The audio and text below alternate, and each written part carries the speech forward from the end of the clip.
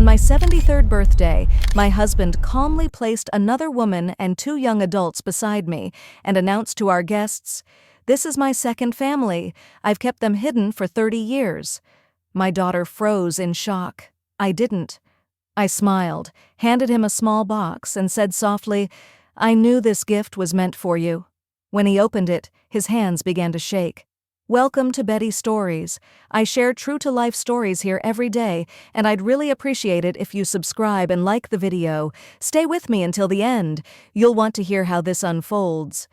That morning began with the scent of fresh coffee and the gentle perfume of geraniums from my garden. The air was cool, still holding on to the night's dew before summer claimed the day. I woke at 6, as I always do. No alarm needed. The sun had just brushed the tops of the old oak trees, sending long golden lines across the floor of the glassed-in sunroom. I cherish that hour, when silence feels so full you think you can hear the grass growing. It's one of the few moments before the world puts on its mask of obligation and polite pretending, the same mask Jerome and I had worn for decades. The sunroom was my refuge. At its center stood the heavy mahogany table Jerome built 40 years ago, a piece sturdy enough to outlast many storms, had its foundation not been flawed. Beyond the glass stretched my garden. Every curve of every path, every bed of flowers, every carefully chosen shrub existed because of my hands and my patience. Our house in Greenwich, Connecticut, was the concert hall I never built. Sometimes, when I walked alone beneath its high ceilings, the echo of my steps sounded like the opening notes of a string quartet. In another life, I was a young architect with promise. I had been chosen to design a convention center and concert hall in downtown Manhattan, my dream project, fully funded. I still remember the smell of thick drafting paper, the whisper of graphite as it traced the future in lines of glass and concrete. I could almost hear the acoustics. The quiet breath of an empty hall waiting for its first note.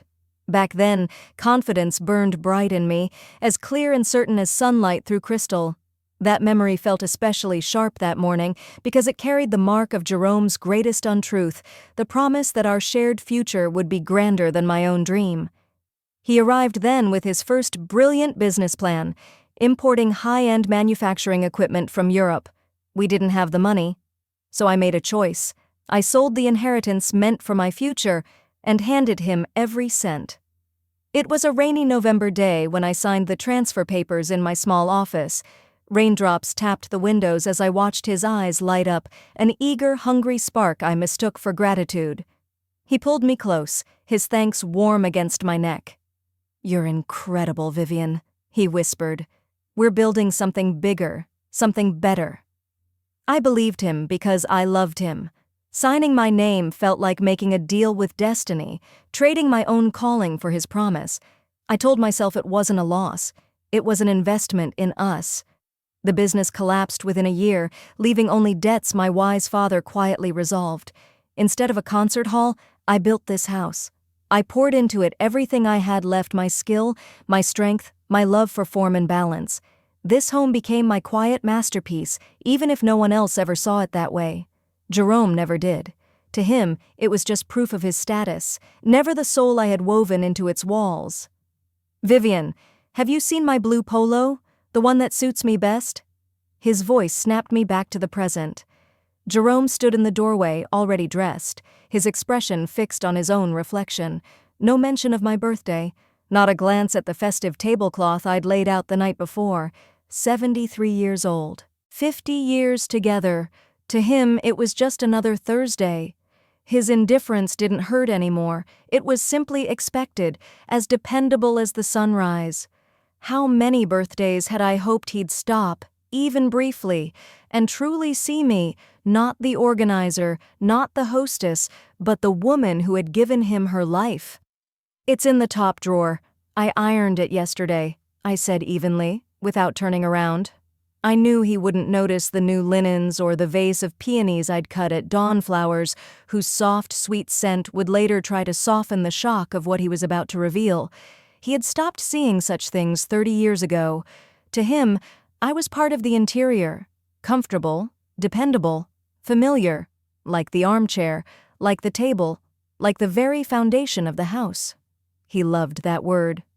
"You're my foundation, Vivian," he would say sometimes, usually after his third glass of cognac. He had no idea how accurate that was. He had built his double life on that foundation without ever considering whether it could crumble under the weight. The phone rang. It was my eldest daughter, Shanice. I felt that familiar metallic twist inside me, the disappointment I had been carrying for a year now, ever since I learned Jerome hadn't just been seeing another woman, but had raised 2 children with her. Shanice, who looked so much like Jerome in the most convenient way. "Hi, Mom." "Happy birthday," she said quickly. "Listen, we're stuck in traffic on the way to Greenwich. It's awful. Could you start serving the food? We don't want to arrive and have nothing ready. And please keep an eye on Dad. Make sure he doesn't drink too much before we get there. You know how he is." Her words came fast, edged with irritation, as if my birthday were just another item clogging her schedule. I wasn't the one being celebrated. I was the event staff for a party held in my name. In her voice was the same quiet assumption that lived in Jerome's behavior, that I was the fixed point, the one who made everything work, who erased her own needs so their lives stayed smooth and effortless. She had learned, like him, not to look too closely at the cracks as long as the comfort continued. "Don't worry, Shanice, everything will be ready," I replied and ended the call. There was no tightness in my chest. That reaction had worn itself out long ago. What remained was a clean, hollow calm, like the air after a late summer storm. I had discovered Jerome's second life a year earlier through pure chance. A hotel receipt, misaddressed, slipped from his jacket pocket. The shock came first, then anger, but it lasted barely an hour. After that came clarity. I sat right here at the mahogany table in the sunroom and called Mark Sterling, my father's longtime attorney. The truth wasn't painful. What hurt was realizing I hadn't given up my dream for a flawed man, but for someone hollow. By 5 p.m, the house was full. Friends, relatives, Jerome's business partners, everyone arrived with smiles, flowers, compliments. They praised my garden, my apple pie, my hospitality. I smiled back, accepted their words, poured homemade lemonade. I performed perfectly, the devoted wife, the proud mother, the gracious hostess of a grand Connecticut estate, a role I had written, memorized, and lived for 50 years. But that day, I wore it differently. Like a heavy stage costume I was finally ready to remove. Every smile, every polite thank you, every refilled glass was a quiet goodbye to the version of me they thought they knew. As I looked into their faces, I wondered how many of them were also guarding secrets behind flawless facades. Jerome thrived in the attention. He moved easily from group to group, clapping shoulders, charming the women, holding court like the unquestioned ruler of the space. He spoke of deals, of success, of plans still unfolding. "My house, my trees," he said more than once. No one challenged him. No one knew that this house, our apartment on the Upper West Side, and every cent we owned were registered solely in my name by my father's insistence. It was my quiet safeguard, my unseen stronghold. My father had understood Jerome long before I did. He had seen the emptiness behind the boasting, the need to replace substance with noise. He couldn't save me from loving the wrong man, but he saved me from being left with nothing. Then my younger daughter Nia arrived. She was the only one who hugged me not out of obligation, but with real warmth. She held me tightly, looked straight into my eyes, and asked softly, "Mom, are you okay?" There was something in her gaze, steady, perceptive, that I hadn't felt in years. "Everything's fine, sweetheart," I said with a smile. She nodded, but concern lingered. Nia always sensed more than others. She was my quiet ally, the only one to whom I had revealed the truth gradually over the past year. For a long time now, she had looked at her father with a calm, wordless disapproval he never noticed, too absorbed in himself to see it. She understood instinctively that the foundation he liked to talk about wasn't stone or steel, but fragile glass made from the remains of my abandoned dreams. She was my anchor, untouched by Jerome's self-absorption. And then came the moment I had both prepared for and dreaded all year. Jerome lifted a glass of sparkling cider and tapped it gently with a knife. The lawn fell silent. People smiled, expecting a toast. He stood tall in the center of the garden, 75 years old, still confident, still convinced the world owed him its attention. "Friends, family," he began, pausing for effect. "Today we celebrate the birthday of my dear Vivian, my rock, my loyal companion." He looked at me, and in his eyes I saw only satisfaction. He truly believed he was about to do me a kindness. "But today," he continued, "I want to do more than offer good wishes. I want to be honest, with you, with myself, and with her." Glances were exchanged. The air tightened, heavy with expectation, and the faint sweetness of cider. I stood perfectly still, aware of every curious eye fixed on me. Beside me, Naya went rigid. Her fingers slipped into mine and held on. Her hand was cold yet steady. It felt as if she were passing her strength to me, lending me everything she had in that quiet grip.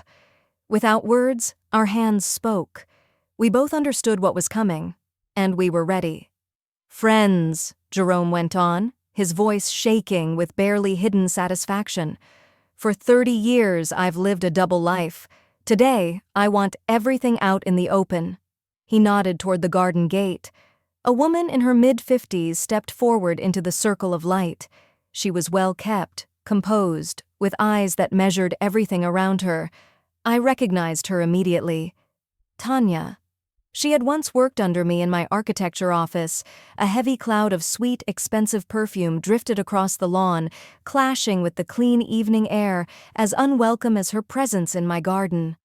Behind her stood 2 young adults, a man and a woman, their expressions a mix of defiance and uncertainty. Jerome walked toward them, slipped an arm around Tanya's shoulders, and guided her closer to me. "Vivian has always been such a solid foundation," he said, speaking over my head to the guests. "So solid that, as you can see, I was able to build not 1 life, but 2.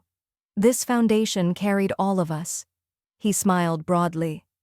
"Please welcome my true love, Tanya, and our children, Marcus and Dana. It's time for my success to be shared with my entire family." As he spoke, he placed Tanya directly beside me, so close I could smell her perfume clinging to my skin. He arranged her there deliberately, like positioning figures for a photograph. The message was unmistakable. He wanted to erase me, to turn me into background scenery. Shanice gasped. Nia's grip tightened until my fingers ached. Conversation stopped mid-word. Laughter vanished. A heavy silence spread across the lawn, thick and absolute. And yet, I didn't feel myself breaking. I felt something else entirely cool, precise, final, like the sound of a key turning at last in a rusted lock, followed by the solid slam of a gate closing forever. The hurt had already burned itself out long before this day. What remained was only clarity. He had chosen the rules. Very well. We would play. Time seemed to pause. I noticed my neighbor frozen with a glass halfway to her lips. I saw my son-in-law pale and take a step back, as if afraid the moment itself might strike him. The silence pressed in so tightly it swallowed the sounds of summer, the insects, the leaves, the evening breeze. Slowly I turned and smiled, not sharply, not with anger. It was the calm, courteous smile of a hostess greeting someone late to dinner. I let my eyes move over the faces around me, resting briefly on each one, letting them know I was present, aware, and fully in control. Then I looked at Jerome. He still held Tanya firmly, his posture proud, certain of his triumph. He was waiting. He expected tears, outrage, a scene. He was prepared to play the gracious winner, to soothe the woman he believed he had defeated. What he did not expect was silence. I walked toward the small patio table where his gift waited, a single box tied with a navy blue silk ribbon. The paper was thick, ivory-colored, simple, and refined. I had chosen it carefully a year ago when I first learned the truth. Every detail had mattered. I picked up the box. It was light in my hands. When I returned to him, confusion flickered across his face. "I knew, Jerome," I said. My voice was steady, calm, almost gentle. "This gift is for you." I held out the box. For a moment he hesitated. This wasn't part of his plan. Then, almost automatically, he released Tanya and took the gift. His fingers brushed mine warm, slightly damp. I withdrew my hand. He glanced from the box to my face. A patronizing smile appeared, as if he had already decided what this meant. Perhaps he imagined a watch, cufflinks, some last attempt at dignity. He untied the ribbon. The silk slid to the ground. He tore away the paper, his movements no longer as confident as before. Beneath it was a plain white cardboard box. He opened the lid. I watched him without feeling. I was no longer inside the moment. I was observing it. Inside, resting on white satin, lay a single house key. Ordinary. Unremarkable. It carried the faint scent of fresh paint. Beside it was a thick document folded neatly. Jerome picked up the paper and unfolded it. Tanya leaned in eagerly, trying to read the lawyer's careful script. Her interest quickly shifted to irritation. A key? Why all this ceremony over a key? I watched his eyes move over the page first quickly, then more slowly, as if each line had suddenly grown heavier. I knew every word by heart. I had helped my attorney craft them with care. Notice of divorce filing based on ongoing marital unfaithfulness, confirmation of sole ownership documentation, immediate freeze of all shared accounts and financial access. Entry to the following properties is no longer permitted: the estate in Greenwich, Connecticut, the apartment on the Upper West Side of Manhattan.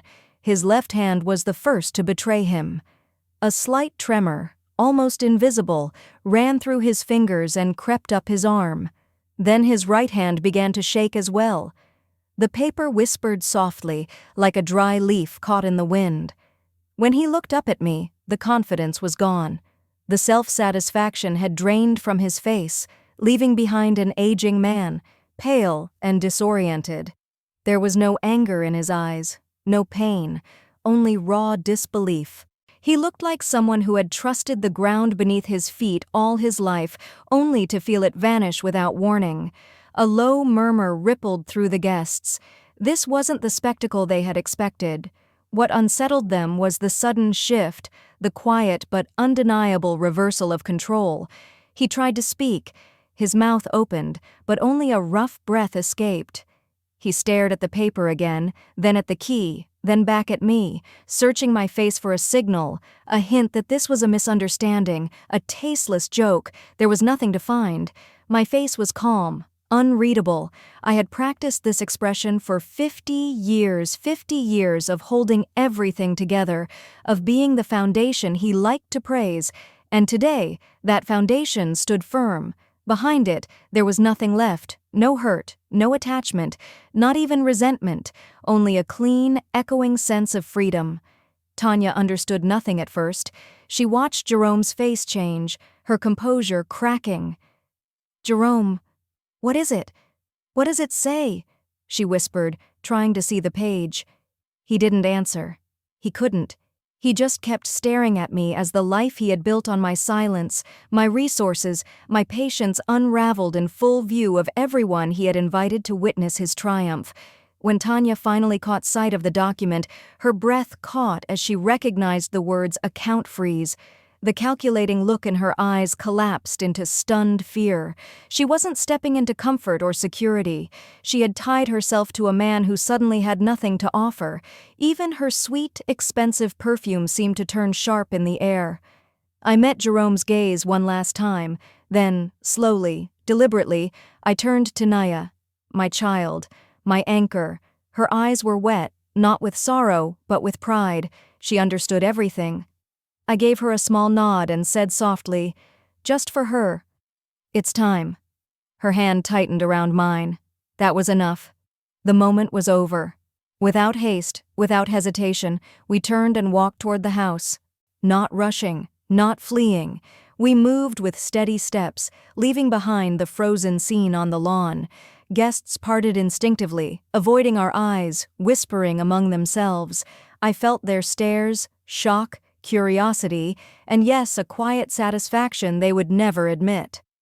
Behind us, Jerome stood motionless, the paper trembling in his hands beside the woman he had so proudly introduced.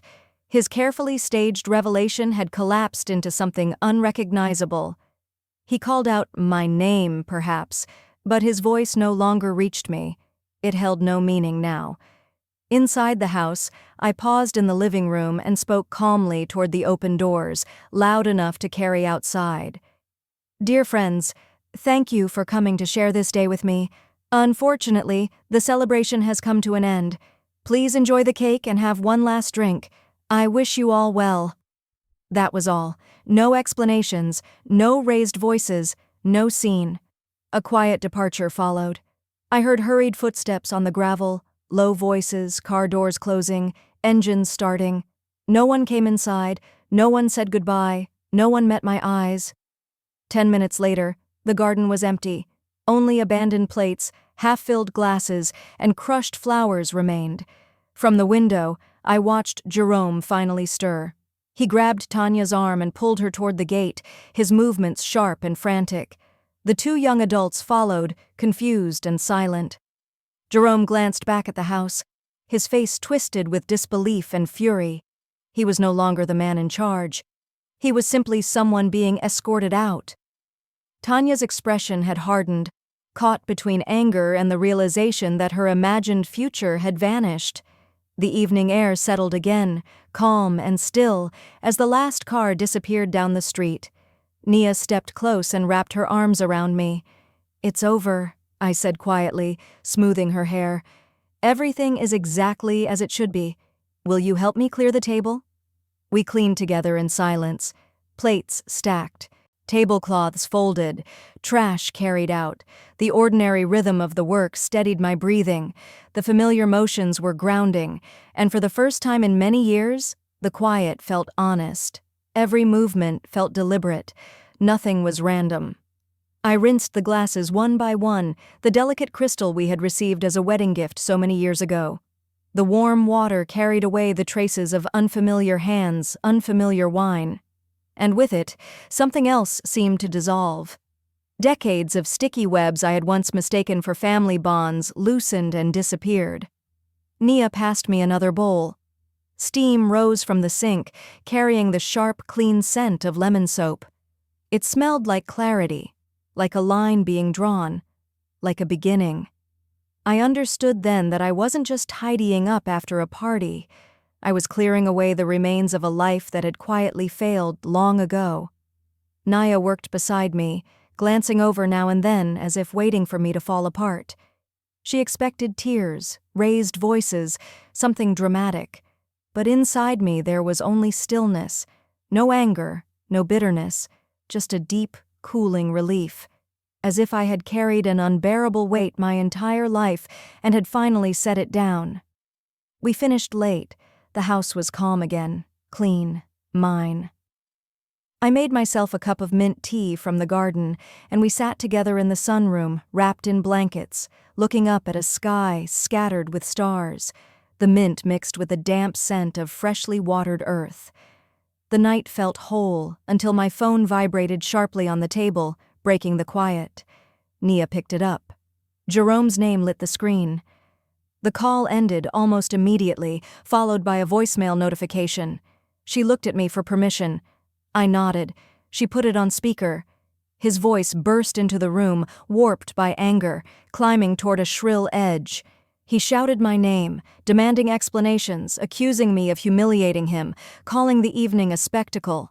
He mocked me, questioned my judgment, claimed I'd gone too far. He complained that his cards didn't work, that he couldn't even book a hotel. His words tangled over each other, frantic, breathless. This wasn't the voice of a confident man. It was the sound of entitlement being stripped away without warning. In the background, I could hear Tanya trying to calm him.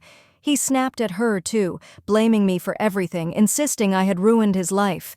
He gave orders, demanded deadlines, threatened consequences if I didn't fix things by morning. Then the message cut off. The silence that followed felt heavier than the shouting. Even the insects outside seemed to pause. Naya looked at me tense. "Mom." I lifted my cup. The tea had gone cold, but my hands were steady. I took a sip anyway. The mint was sharp and clean. "He still doesn't understand," I said quietly. "They think this is an emotional outburst, a dramatic gesture that will pass once I come to my senses. They don't see the planning, the patience, the year it took for everything inside me to turn solid." I turned the cup slowly in my hands. They only see what suits them, an older wife making noise, and people like that always believe they're in control. I looked at Nia. The question in her eyes matched the one in his voice. "What now?" I set the cup down. The porcelain touched the wood with a soft, final sound. "I have a meeting with my attorney at 10, I said. "I want you to come with me." There was no hesitation in my voice, no fear. Jerome's message hadn't shaken me. It had strengthened something inside me, the way heat hardens metal once it meets cold water. The drive to Manhattan the next morning was silent. Nia focused on the road, gripping the wheel. I watched the scenery pass, but I didn't really see it. All I could picture was his face, confused, flushed, convinced this was a mistake that could be undone. He still believed yesterday was the beginning of a conflict. He didn't realize it was the ending. The law office sat in an old financial district building, heavy doors, the faint scent of polished wood and old books. Mark Sterling greeted us himself, composed, attentive, exactly as I remembered. He had worked with my father for years. That was why I trusted him. He led us to a conference table and offered coffee. We declined. "As planned," he said once we were seated, "all initial filings have been served, accounts and assets are secured, the process has begun." He looked at me closely. "Has Jerome contacted you?" "There was a voicemail," I replied. "Accusations, demands, nothing new." Mark nodded. "Expected. He hasn't understood the gravity yet. He's still operating under old assumptions." His expression sharpened slightly. "That will change."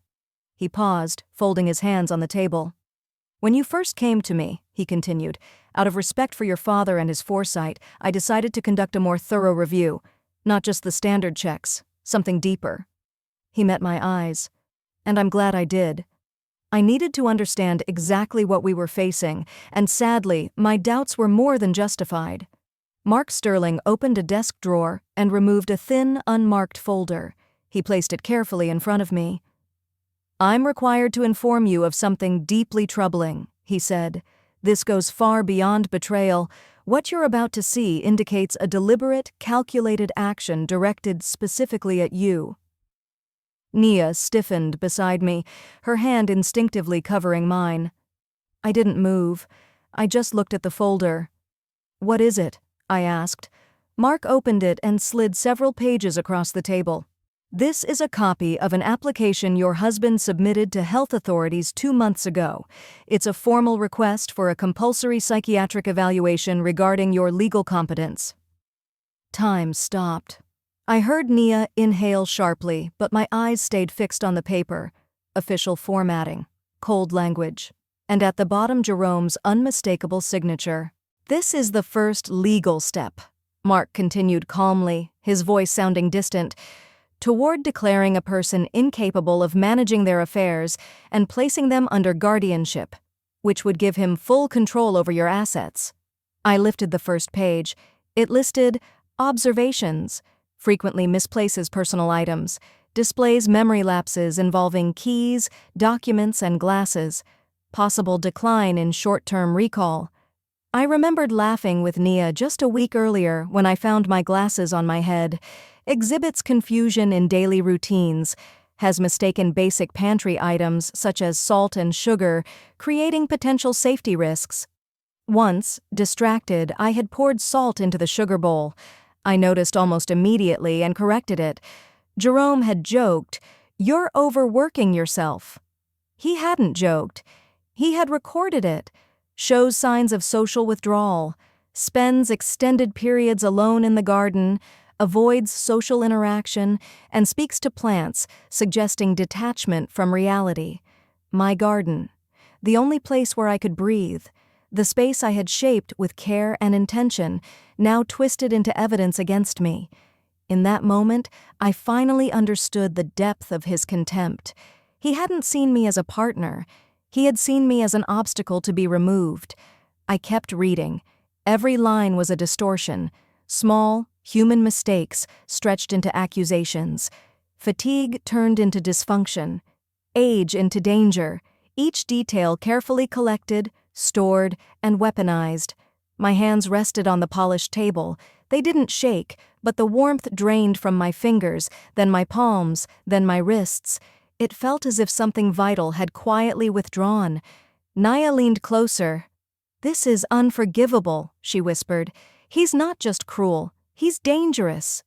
I nodded slowly. It mattered that the words were spoken aloud. Outside the window, Manhattan moved as usual, cars, people, noise, but for me, everything fell silent. And in that silence, the truth became clear. This was not simply betrayal. Betrayal ends relationships. This was erasure. He hadn't planned to leave with another woman. He had planned to eliminate me, to strip away not just my home and finances, but my credibility, my voice, my identity. To lock me out of my own life while enjoying everything I had built. If he succeeded, I would lose not only my assets, but the right to speak, to decide, to exist independently. The last trace of softness I might have unknowingly preserved for him didn't fade. It froze solid. I stacked the papers neatly and placed them back on the table. Then I looked at Mark Sterling and at Naya's pale face. "Thank you," I said evenly. "Now I see the full picture. What do we do next?" What I had planned before had been separation. What followed was protection. Mark moved with quiet precision. While Nia and I drove home, documents were already being delivered. Financial institutions were contacted. Legal barriers were raised. The system I had prepared in silence was activated. The first impact, Mark later told me, reached Jerome where he least expected it during breakfast at a luxury hotel. He was likely still convinced I would panic, that I would reverse everything, that I could be pressured back into place. He believed the story wasn't over. He was wrong. It had already ended. At that very moment, a man in a perfectly tailored suit approached their table and placed a thick envelope in front of Jerome without a word. Inside were not only the divorce documents, there was also a formal court order forbidding him from contacting me except through legal counsel, along with a separate notice barring him from entering any property registered in my name. I can picture it clearly. The practiced, superior smile fading from his face, replaced by blotches of angry red. He likely crushed the papers in his fist, muttering about unfairness, insisting that half of everything was his by right. After all, he truly believed that 50 years of being in my life automatically granted him ownership over everything I had built, saved, and protected. Reality arrived swiftly and without mercy. They went to the apartment on the Upper West Side. I imagine he intended to force his way in, to prove he was still in control. Instead, he stood in the hallway, pushing his key into a lock that no longer recognized him. It didn't turn. He could knock, shout, demand. But the door remained unmoved. That door, the one I had chosen decades ago, padded in dark leather, was now a barrier he could not cross. Tanya stood behind him, watching the illusion she had relied on crumble. The useless key in his hand told her everything she needed to know. While this was happening, I was at home. A locksmith arrived, an older man, quiet, efficient. Metal clicked and turned as he replaced the locks on the garden gate and the main entrance. I stood in the sunroom listening. Each sound was steady and final. It wasn't revenge.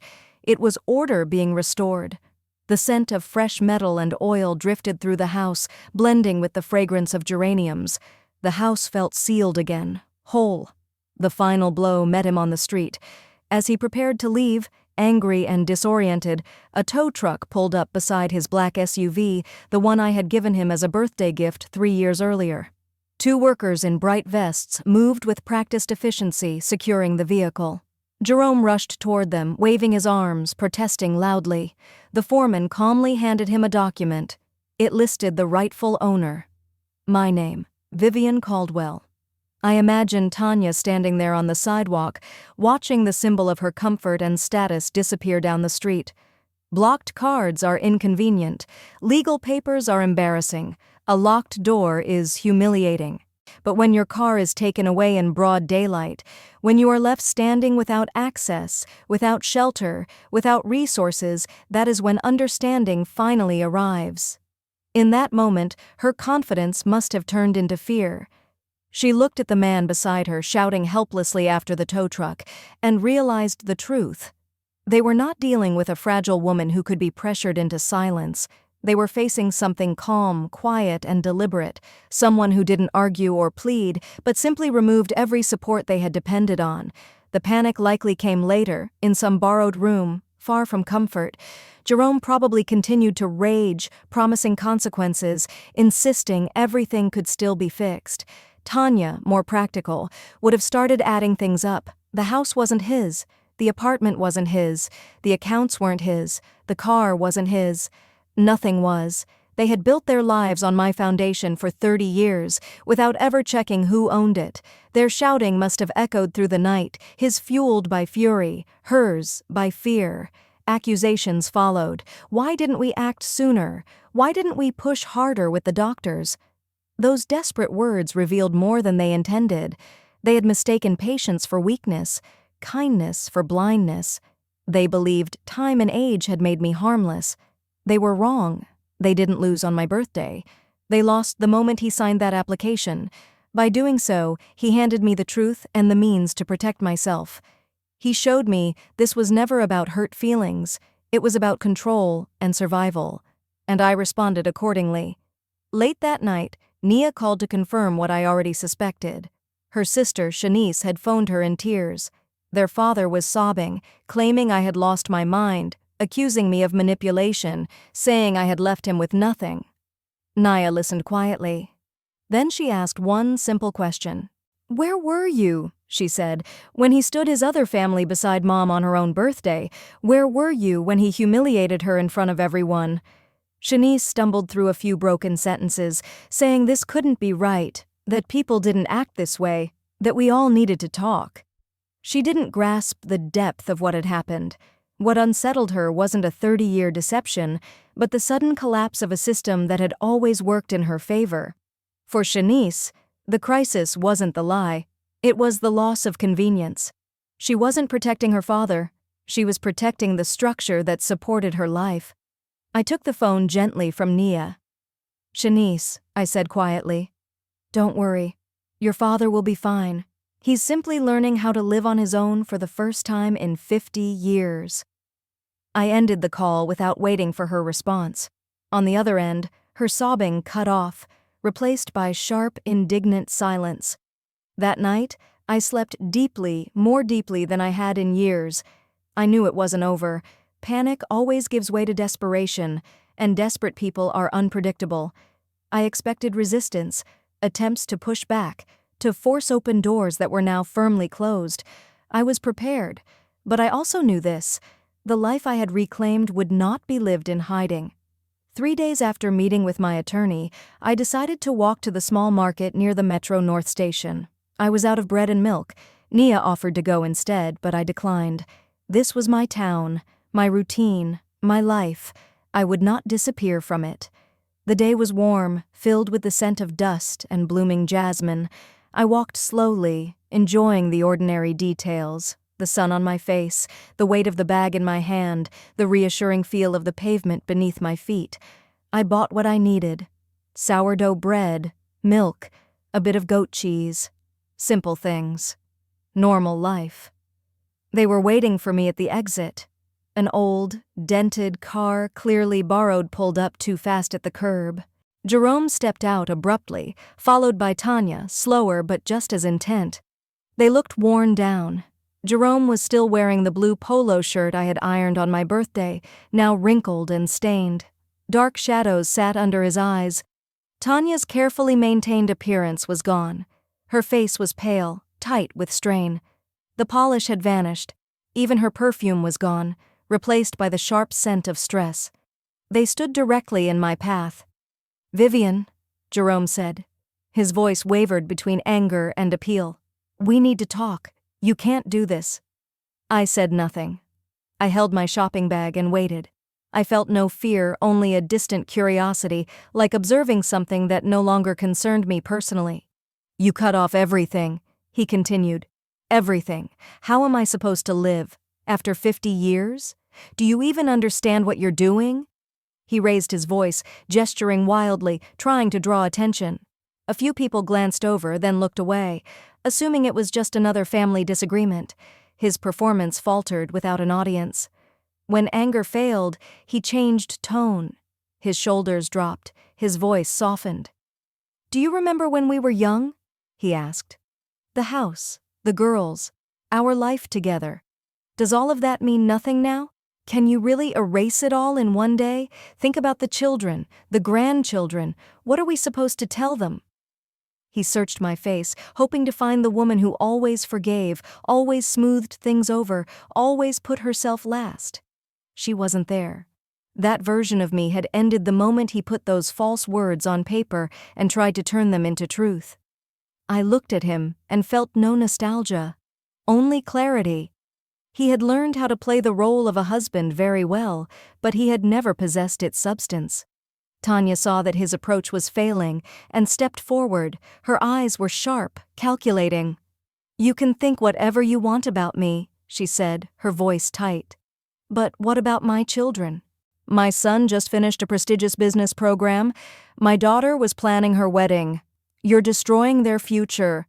Whatever you feel about us, they are his children. They deserve support. Don't you have a heart?" Her words were precise, practiced.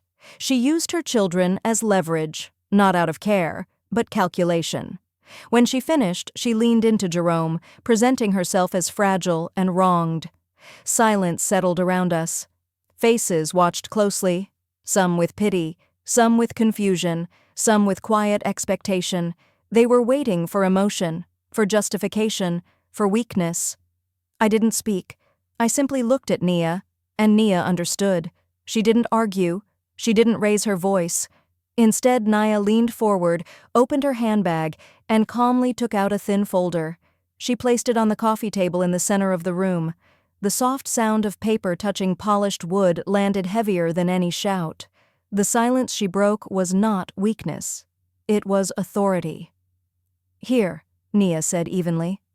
"Aunt Beatrice, Uncle Robert, this is the application my father submitted 2 months ago. An official request to have my mother declared legally incapable." She paused. It describes how she talks to plants and once confused salt with sugar. She opened the folder. The relatives leaned in. Uncle Robert took the first page and began to read. His expression slowly changed, his jaw tightening. Without a word, he handed the document to his wife. Aunt Beatrice put on her glasses, her hands already trembling. Jerome jumped to his feet. That's not real," he stammered. "Nia, what are you saying? I did that out of concern. I wanted to help her." His voice cracked, sharp and thin. He knew.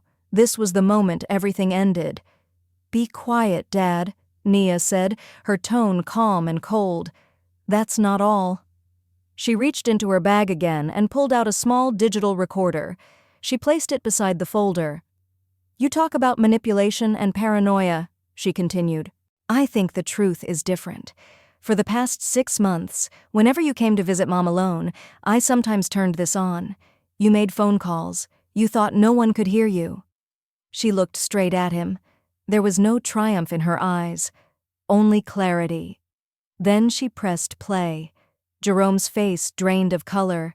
Tanya grabbed the arm of the sofa as if she needed support. From the speaker came his voice, slightly distorted, but unmistakable. "Yes, Tanya, listen carefully. Tomorrow, when you speak to the doctor, mention the glasses again. Say she loses them several times a day. The keys too, that's classic. They'll believe that. Don't exaggerate. Consistency matters. Say she's withdrawn. That she sits in the garden all day. Small details, credible ones. We need a full picture." The room felt colder. Uncle Robert slowly lifted his eyes from the papers and looked at his brother. That look coming from his own blood was more devastating than any accusation. In it was recognition and rejection. Nia fast-forwarded the recording and pressed play again. This time, Tanya's voice came through, low and impatient. "Are you sure this will work? It's taking too long," Jerome answered, tired and dismissive. "Give it a couple more months and everything will be ours. The one who brought in the money has run dry. It's time to take what's left." Nia turned off the recorder. The silence that followed was unbearable, thick, crushing. Even the ticking clock seemed to stop. Jerome stood frozen, opening and closing his mouth, unable to form words. Tanya stared at the recorder as if it might strike her. Uncle Robert was the first to move. He stood slowly, dropped the papers onto the table, and looked at Jerome with something colder than anger. "You are no longer my brother," he said quietly. That was all.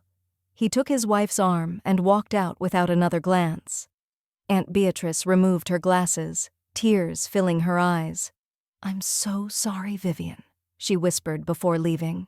In seconds, the structure of their social world collapsed, not loudly, not dramatically, it simply disintegrated.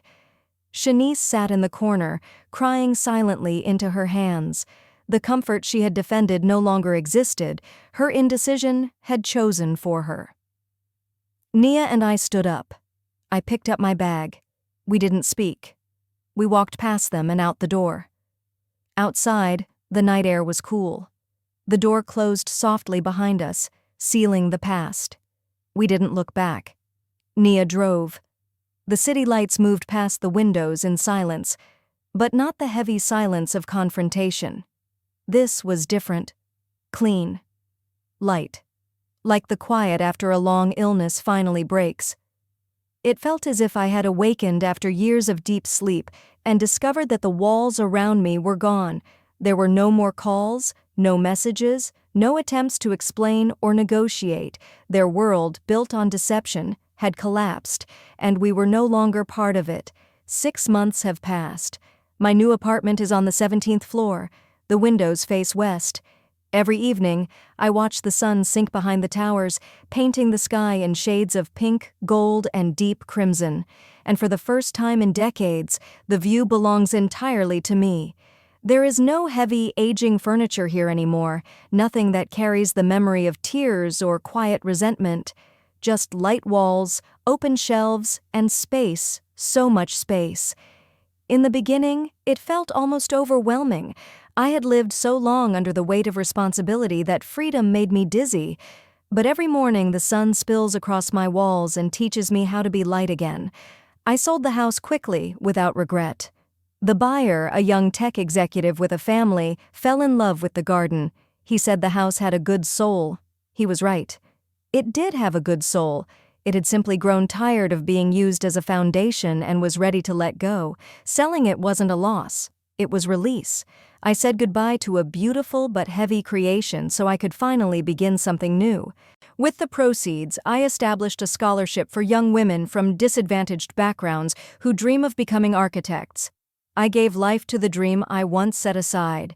That felt like real balance, turning the end of one chapter into an opening for many others. My days now belong only to me. On Wednesdays, I attend a ceramics workshop. I love the feel of cool, pliable clay in my hands. I don't aim for perfection. I let the shape appear on its own. The wheel spins, my fingers guide the form, and from something shapeless, a cup or a vase emerges. There's something deeply calming in that process. You take earth and turn it into something whole. Working with clay taught me a truth I could never share before. You must stay flexible. If something breaks, it doesn't mean you're finished. It means you begin again. Not long ago, I went to Carnegie Hall to hear Rachmaninoff's Second Piano Concerto. Sitting there in the dim light, when the first powerful notes filled the space, I closed my eyes. I once dreamed of designing halls like that, places where music comes alive. That path didn't unfold for me, but listening to the music, I felt no regret. I felt thankful. I was there, present, not as an architect, not as someone's wife or mother, just a listener, part of the moment. And that was more than enough. Beauty exists on its own. My role now is simply to receive it. Nia and I see each other often. She stops by after work. We drink green tea and talk about books, films, small moments from her day. Her face is relaxed now, She knows I'm truly okay. One afternoon she brought me a small gardenia plant. "So you can have a little garden here too?" she said. "It sits on my windowsill, its white blossoms filling the room with a gentle scent. That plant, delicate yet strong, reflects our relationship now, built on honesty and respect, not obligation." Occasionally, fragments of news from that former life reach me. That Jerome lives in a rented place on the edge of the city. That Tanya left when the comfort disappeared. That he tries to borrow money but no one helps. I hear it without satisfaction or curiosity, the way one reads about distant events in a newspaper. Those lives no longer touch mine. That chapter is closed and placed on a high shelf. I don't call it revenge. That word still burns. I don't want to burn anymore. I simply chose to live. I didn't take anything that wasn't mine. I only stepped away from a role that was never meant to erase me. What others build or fail to build after that is their responsibility. This morning I woke early, as I always do. The sunrise filled my bedroom with gold. I made coffee, stepped onto the balcony, and watched the city come to life. Cars moved below, people hurried along, each carrying their own story. For 50 years, I believed my purpose was to be the foundation, solid, invisible, dependable. I thought that was enough. I was wrong. A foundation is only one part of a structure. I am the entire building now, with my own rooms, my own windows facing the light, my own roof overhead, a life I am finally building for myself. I sipped my coffee and breathed in the clean morning air. There were no plans pressing on me, no obligations waiting, just quiet. And in that quiet, I finally heard my own voice. After decades of noise, it sounded clear and steady. At 73, my life is just beginning. Thank you for staying with me and letting me share my story. If it spoke to you, please support the channel by liking the video and subscribing. Write in the comments which city you're watching from and what time it is. I'd love to know where you're listening from. I share new life stories every day, and 2 more will appear on the screen now, so you can choose what to watch next.